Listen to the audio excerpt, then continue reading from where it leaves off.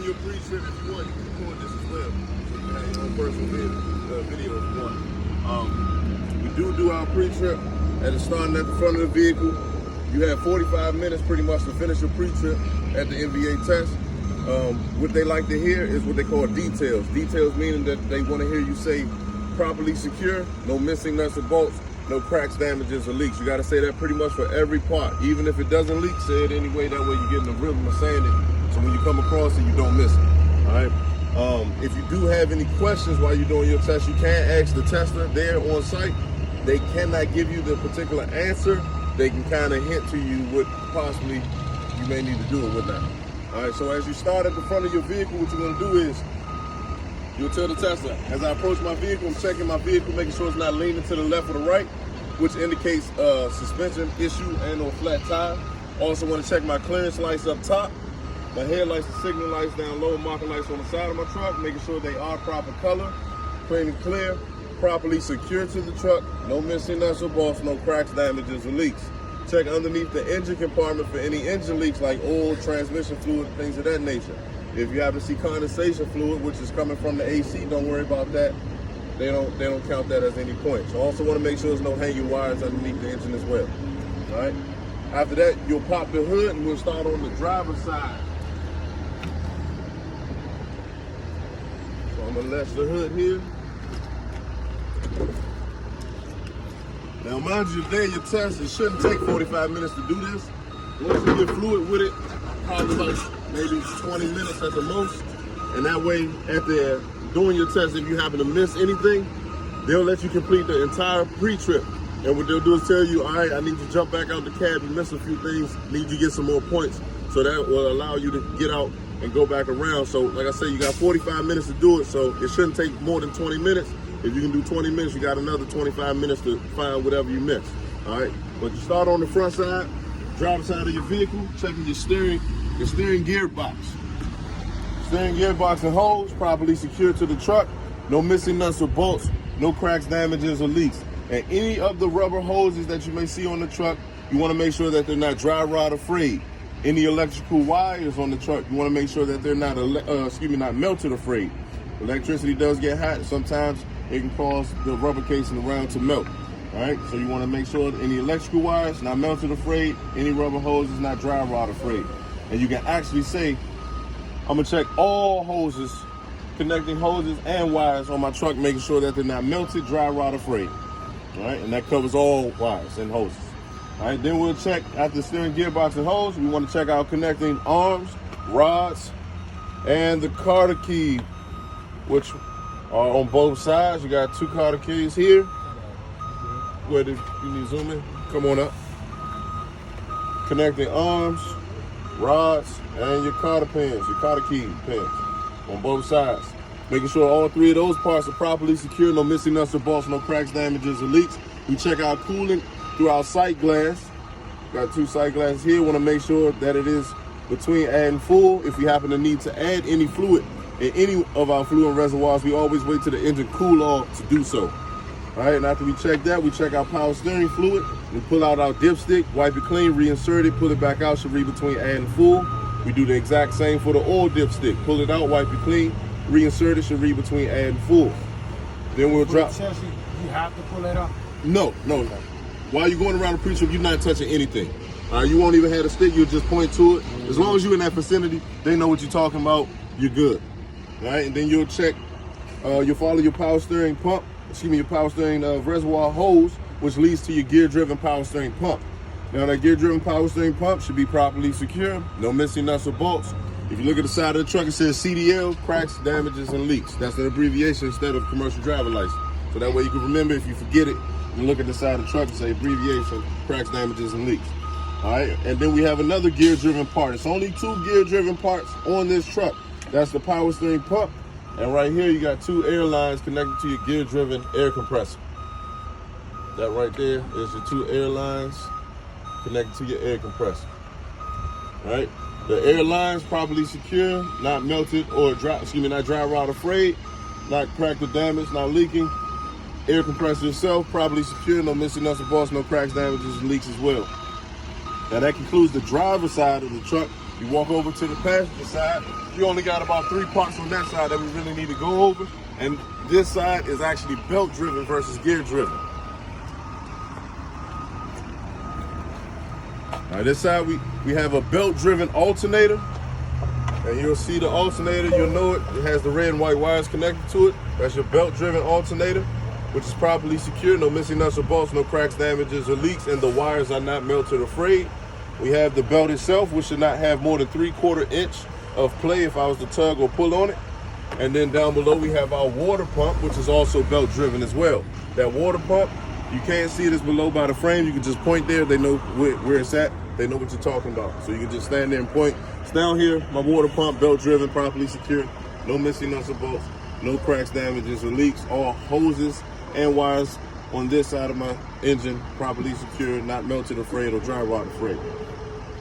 And we'll drop down to our suspension parts. We only got 4 suspension parts that we need to go over. You got the front hanger mount here. And then we have the rear hanger mount, which sits behind the frame. The front and rear hanger mounts properly secured, no missing nuts or bolts, no cracks, damages, or leaks. We got the top and bottom shock absorber. Top and bottom shock absorber properly secured, no missing nuts or bolts, no cracks, damages, or leaks. Then we have our U-bolts. The U-bolts are properly secured, no missing nuts or bolts, no cracks, damages, or leaks. They call U-bolts because it look like an upside down U. If you was to take it off and flip it up, it looks like a U. All right, and then you have your leaf springs, this long piece here. U-bolts hold down the leaf springs. The leaf springs should not be shifted out of place or missing. They should be properly secure. No missing nuts or bolts, no cracks, damages, or leaks there. Then we go to our 5 brake parts, which we'll start with the brake hose. Brake hose, not dry rot or frayed, properly secure. No missing nuts or bolts, no cracks, damages, or leaks. Then you have your brake chamber. Brake chamber here, properly secure. No missing nuts or bolts, no cracks, damages, or leaks. Then we got our slack adjuster push rod. Slack adjuster should be set at a 90-degree angle. Well, you can get a better look. Slack adjuster should be set at a 90-degree angle. Push rod should not move more than 1 inch with the brakes released and the wheels chunk. Then you got your brake drum. This is the black part here. Inside, brake drum should be free of contaminants such as oil or grease. The reason we say oil or grease, you have a hub oil seal right here. If that leaks, it can contaminate, causing you to lose brakes up front. All right, so want to make sure it's free of contaminant, no illegal welds, properly secured, no missing nuts or bolts, not cracked, damage, or leak. And also we have the brake lining, which are the brake pads. And that, of course, is sitting on the inside. You can't see them, so you'll say, if I could see my brake pads, I want to make sure that they're not cracked, damaged, or worn dangerously thin. They're proper thickness, all right? And then after that, we go into our tires. We want to check the inner and outer tire wall, just making sure that there's no cuts, bulges, knots, or abrasions. And then we check our tread depth with the tread depth gauge. The front tire should read 432 up front, no recaps allowed. In the back, recaps are allowed, and the tread depth back there is 232, all right? And then we check our air pressure as well with the air pressure gauge. The air pressure should be between 80 to 100 pounds of pressure. Then we drop down to our rims. Rims should have no illegal welds, should be properly secured to the truck, no missing nuts and bolts, no cracks, damages, or leaks, and properly secured. Then we check our lug nuts. All lug nuts should be present. They shouldn't have any shiny threads around any of the lug nuts or any rust trails leading away, which indicates looseness. All right, and then we have our hub oil seal. Check that, make sure it's properly secure. No missing nuts or bolts, no cracks, damages, or leaks. Finally, our valve stem and valve stem cap. Make sure they're both present, properly secure, no missing nuts or bolts, no cracks, damages, or leaks. Then we go back to our mud flap or splash guard, whichever one is proper term. We'll check this, making sure it's properly secure, no missing nuts or bolts, no cracks, damages, or leaks. And before we go any further, I will always close the hood at this point. That way when we get to the other side, we don't have to worry about doing it, because some people tend to forget and they'll jump right into the truck and try to go on the inside part of the cab and start there. And the Tesla's not going to get in the truck until that door is, until that hood is latched. So make sure you close that. I always do it around here. Some people wait till they get on that side and then they'll close it. I just do it to knock it out, so that way when you get on, you can keep flowing, all right?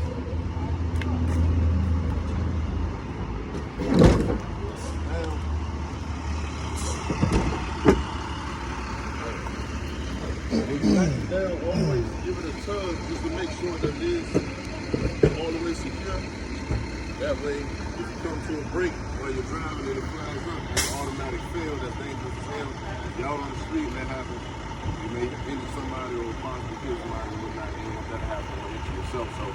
So make sure that it is secure when you latch it down. Always tug on it just to make sure that it's in place. All right, then we go back. We'll continue on to our stairs. The stairs should be free of debris. All right. Reason we say that because we don't want it to be a trip hazard as we enter the truck. So we always want to make sure it's clean and clear. Nothing is on it, which can cause a slip hazard or anything of that nature. And when it's raining and wet out there, make sure that you are very careful when you entering your truck because it can get slippery. This is an easy slip, you know, so just make sure you do your 3 points of contact. We got a handrail on the inside of the door. You grab door, handrail, and foot on. That's your 3 points of contact. All right, but we want to make sure it's free of debris, properly secured, no missing nuts or bolts, and making sure it's not crack damage or leaking. Once again, we say leaking even on stuff that don't leak, just so you get in the habit so you don't miss it, all right? Then we check out exhaust. Exhaust should be properly secured, no missing nuts or bolts, no cracks, damages, or leaks. Now, the leaks for exhaust should be carbon soot trails. If there was a crack here, you'll see black soot leading away from us, all right? So that would be your leak, all right? Then we have our frame and cross member. And there's another cross member underneath this catwalk here.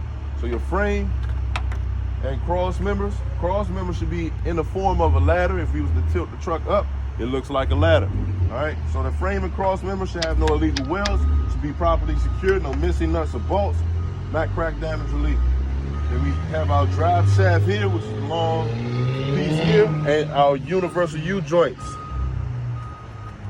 Long piece here, U-joints on both ends. What you say it was called? Universal U-joints and your drive shaft. The drive shaft is that long piece there that spins around when you drive. All right, you want to make sure your drive shaft U-joints are free of debris, properly lubricated, properly secured to the truck, no missing nuts or bolts, not crack damage or leak. Then we'll slide back. Once we come to our second, once we come down to our second axle, at this point, you see how we gave the details up there? Remember the details are saying properly secured, no missing nuts or bolts, not crack damage or leaking. Those 3 details we no longer have to say. The only time we say it is when we come across new parts. But basically all the same parts back here are up there. So all we have to do is name the parts and say we'll check it just like we did the front. So I'm gonna start with the suspension parts, my front and rear hanger mounts, my leaf springs, which is the long piece here, and my U-joints. I'm gonna check just like I did the front. The only difference is up front, we got a shock absorber back here. That's a torque arm. This long piece on the back, bottom, is a torque arm. That torque arm is a new part, so now I have to give the details. It's properly secured, no missing nuts or bolts, not crack damage or leak. That's it. Then we go to our brake hose, brake chamber, slack adjuster push rod, brake drum, and brake line. Now I'll check the exact same way I did the front. That's it. Tires, in and out of tire wall, tread depth, air pressure, I'll check as I did the front, with the exception, we have 2 tires back here and the tread depth is 232 versus 432. Recaps are allowed on the back, not allowed up front, all right? And we do have a dual butted rim, so we want to check in the middle to make sure it's free of debris, all right? We'll check this mud guard and splash mud flap, the same as we did the one up front. We check our rims, valve stem cap, and lug nuts, the same as we did the front. The only difference, we have an axle seal back here, the hub oil seal up front. All right, so that's the new part, that's a different part, so I gotta say it's properly secure, no missing nuts or bolts, not crack damage or leaking. They're gonna take a point off if you don't say all that. Yeah, if you don't, they're not gonna give you the point. They wanna hear all 3 of those details, so if you can start just getting the details into your head before you even go through your pre-trip, if you can get that in your head and make sure you say it on each and every part, you'll do just fine. You'll do just fine. And the way I do the pre-trip, or the way I say study the pre-trip, study it from section to section. Start at the front, then do your engine. Once you get the engine parts down, now move on to the suspension and brake parts. Then once you get those parts down, it's just repeating it from this point on until we get to the other side. And then we'll talk about the fuel tank and fuel straps. That's the only different part on the other side. So when we complete this section, we slide around. We talk about our rear lights, making sure that the lights are proper color, properly secured, no missing nuts or bolts, not crack damage or leaking. Once again, lights don't leak, but we say it anyway, just so we're in the habit of saying it. We're fluid with it. And when we get to this side of the truck, we'll check this side of my truck the same exact way I check the opposite side. And all those points you got on that side shift over here. So the key is not to miss anything on that side, because if you miss it on that side, you miss it on here, on this side. You got 4 axles, 1, 2, 3, 4. So that's multiplied 4 times. So if you miss a brake hose, That's 4 brake hoses you missed. The points add up, all right? So you want to make sure you get all your points. So you get over here, that's all you have to do. That's done. Come up to your fuel tank. My fuel tank and fuel straps. Fuel straps have no shininess around them, which indicates looseness. Fuel tank and straps properly secure, no missing nuts or bolts, no cracks, damages, or leaks. Stairs, I check exactly like I did the opposite side. We have a few lines here, electrical lines not melted or frayed, properly secure, no missing nuts or bolts, not cracked, damaged, or leaking. Fuel cap present. Inside the cap is a chain connecting the cap so we don't lose it, and a rubber seal on the inside, making sure there's no leaks. They're properly secure, no missing nuts or bolts, not cracked, damaged, or leaking. Now we can go on to checking our door, making sure that it opens and closes properly. Check the door hinges, top and bottom, make sure that they're properly secure. No missing nuts or bolts, not cracked, damaged, or leaking. Our inside handrail properly secure, no missing nuts or bolts, not cracked, damaged, or leaking. And we talk about our 3 emergency equipment that we must name. We have an ABC. You gotta say ABC. Fire extinguisher, which is properly secure and it is fully charged. The reason we know it's fully charged, if you look at the gauge, it should read in the green. All right. And we also have our spare fuses in the glove compartment box and 3 reflective triangles underneath the passenger seat. All right, those are our 3 emergency equipment that we must have in all of the trucks. And at that point, now you can do your 3 points of contact: hand on rail, hand on door, foot on step, and enter the cab. If you want, I can get 2 of you on the other side. You can get a better view. If one of y'all want to jump inside, you can see.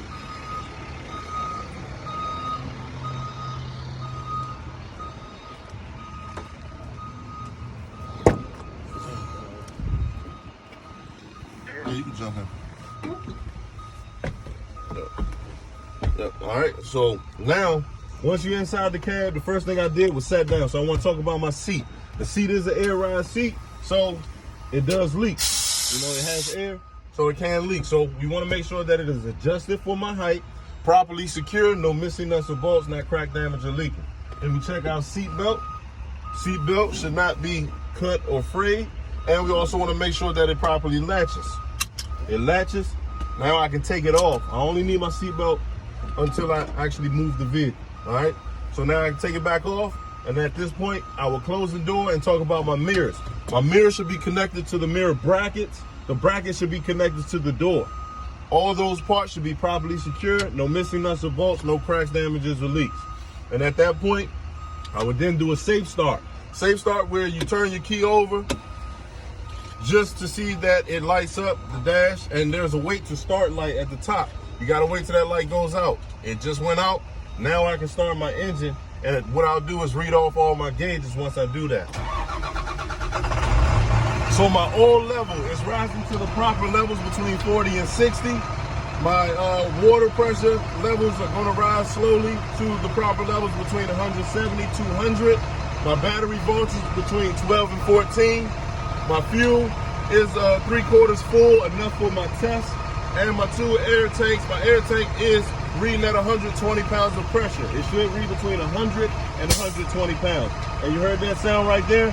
That's the cutoff sound when your air is full. All right, so that's when you know you are at 120. All right, and then what I'll do is check my defrosters. I want to turn to heat, turn over to my defrosters, turn it on, fill up top, fill down bottom. It works. I can turn it right back off. All right, and then I'll check my signals. My left signal works. My right signal indicator works. My high beams, they work. My hazard lights, they work. And my headlights, they properly work. Now at this point, I'll check my windshield wipers. I just push this knob in. My windshield wipers, they are flush to the windshield. They properly work. The windshield wiper blades are connected to the arm connected to the truck, properly secure, no missing nuts or bolts, not cracked, damaged, or leaking. And being that the blade is a rubber part, it's not dry rot or frayed. Also want to check my windshield. My windshield should be free of any illegal obstructions or stickers blocking my vision, and it should be properly sealed, secure to the truck, no missing nuts or bolts, not cracked, damaged, or leaking itself. Now once we complete that, I'll check my steering wheel. Should not have more than 2 inch of play in it. Make sure my horn works. Now I can do what we call our air brake test. the air brake test is the most important part of the test.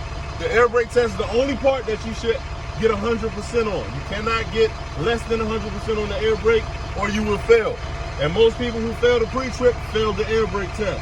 And the reason they fail is because they don't do one of the 3 things I'm about to do. First thing you must do when you do your air brake test, turn your engine off. That's number 1. Second is to turn the ignition back on till you see the dash light up and move. We just want power onto the truck. We don't want to turn the engine back on. But after that, our third and final thing that we must do that a lot of people forget, they either forget to turn this key back on or they forget to release the brake. And you're pushing that yellow knob and release those brakes. So now at this point in time, I can now explain to the tester what I'm about to do. Now I'll tell the tester who will be sitting in the passenger seat, I'm now going to perform my air brake test. My air brake test consists of me holding my service pedal down for 1 minute. Within that 1 minute, I should not lose more than 3 pounds of pressure within that 1 minute. And you just simply ask them, can you please time me? They'll say yes, they have a stopwatch. They'll say, you ready? You say yes. They'll say, okay, sir, start. You hold down that brake for 1 minute. Do not release that brake or do not touch that brake prematurely before you explain what you're gonna do. If you do that, your time starts, and if you happen to just talk and then you let off, you fail. All right, so make sure that you explain to them what you're gonna do first, and then go ahead and once they say your time starts now, then do it. Hold it down until they say, okay, sir, your minute is now up. You can now release and say, I did not lose more than 3 pounds of pressure within that 1 minute. Now I'm gonna continue to fan down the service brakes until my air gauges reach approximately 60 pounds of pressure, and that's when my lights and buzzers on my air tanks, the emergency lights and buzzers, should indicate. So now, once you explain to them what you do, you start fanning.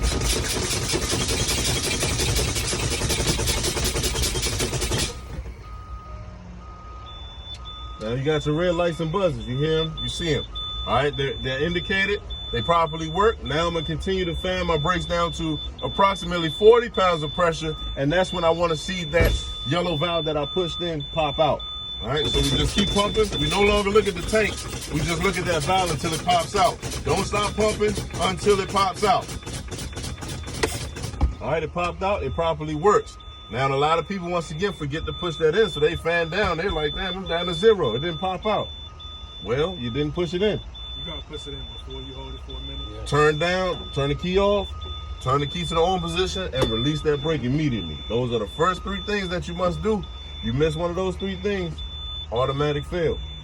All right, now that we did that, we got to do our tug test. Tug test is where we actually leave this yellow brake out, the service brake, which is the truck brake.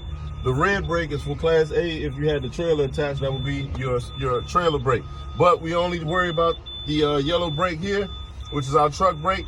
We want to leave that brake out, and what we want to do is we want to put it into a low gear and actually tug on that brake to make sure that it holds. Now, the entire time that you're doing this, your wheel will be chalked. It'll be chalked before you even start your pre-trip. All right, so you don't have to worry about it really sliding or moving anywhere. Even if the wheel wasn't chalked, it shouldn't move. And you don't have to tap on the gas heavy. You just tap on it lightly just to make it slightly move, and it should hold. So, but before we do that, that beeping, we got to get that to stop. So we got to restart our engine, and we want to build that air pressure back to 120 before we perform that tug test. Now, when we're building up our air pressure, if we just sit and let it build up on its own, it's going to take about 3 to 5 minutes to build all the way up to proper air pressure levels. So what we do is we give it a little gas, and you'll see your RPMs here. You want to bring those RPMs up to about 15. You can hold it at 15. That will speed up the process of your air building back up. All right, and if you do over 15, you're just over revving the engine. You don't have to do that. All right, so what I'm gonna do is start my truck back up, give it a little gas until we hit 15, and just watch my air tanks rise up, which should take about a minute or so versus 3 minutes if we just let it sit and go on its own.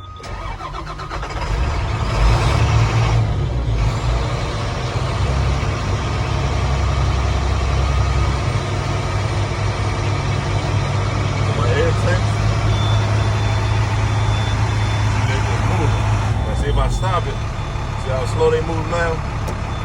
See how slow they move? But if I give it a little gas, they're about to start moving again.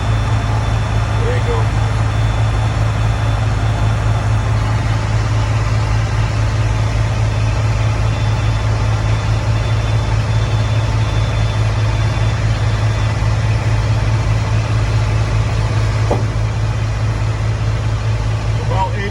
pressure, got to get to 120.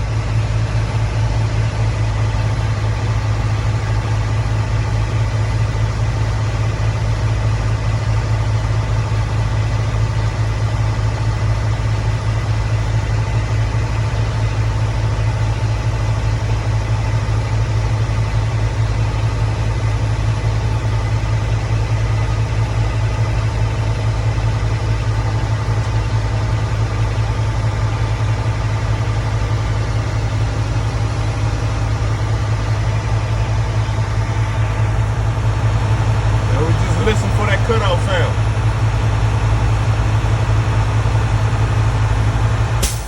Now we know we have 120. All right, now what I'm gonna do is perform my tug test. You gotta explain. I'm gonna perform my tug test, which consists of me let my brake stay engaged. And what I want to do is drop my gears to a lower gear and tap on my gas pedal just to make sure that the brake actually holds. Before I do that, I want to run through my gears. I just want to make sure that they properly shift. So I'm going to go to reverse. I'm going to go to neutral. 5, 4, 3, 2, and 1. I'm going to leave it at 1. Now that I'm at 1, now is where I tap on my gas. It holds. That concludes my tug test. At this point in time, you can now ask the tester, can you please perform the buddy system with me? The buddy system is basically them getting outside, checking your outside light indicators, make sure left, right signal, headlights, high beam, brake lights, reverse light, make sure that they work. Now, if you are the second test or the third test of the day, they'll probably say, don't worry about it because I checked the previous test. I know your lights work. Or they'll say, hey, you got enough points? Don't worry about it. You're good. Just go ahead and build your air pressure back up, and we're going to now perform what we're about to do now, our skills test, which is the straight back, offset, and parallel park. All right, any questions about the pre-trip? When you did the tug test, you had it in first? Yes, it was in first gear. Yes, exactly. It stays chalk. They no longer take out where you got to go 5 miles an hour and then hit the brake and things of that nature. They don't do that anymore. The wheels will stay chalk. The wheels will be chalk at the very beginning of the test. Before you even start your pre-trip, they want the wheels chalk. Yep. Yes, it stays the whole time. And then after you finish your buddy system, they'll say, okay, sir, go ahead, build your air pressure back up. Go ahead and grab your wheel chalk and then pull up into the start position for your skills test. All right, any other questions? All right, that concludes the pre-trip. All right, so you're already in the truck.